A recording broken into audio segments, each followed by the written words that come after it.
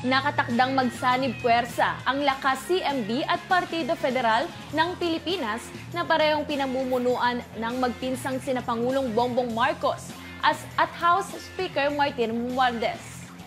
Ito ay bilang paghahanda sa nalalapit na 2025 midterm elections. At upang dalhin tayo sa pulso ng politika, makakasama natin dyan si Tala Lopez.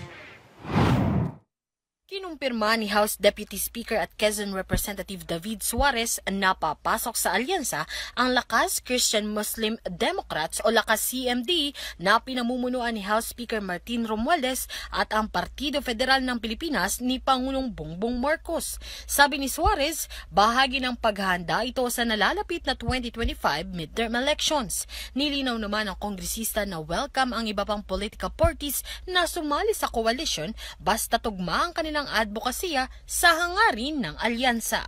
Umaasa naman sila Lanao del Sur Representative Zia Alonto Adyong na isa ring miyembro ng Lakas CMD na ipananawagan ng Pangulo ang unity o pagkakaisa bilang basehan ng koalisyon.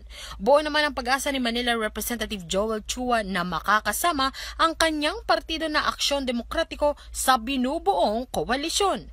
Inaasahang magkakaroon ng formal na pagtatag ng alyansa bukas Mayo 8. Ako, si Tala Lopez, para sa Kwentong Politiko.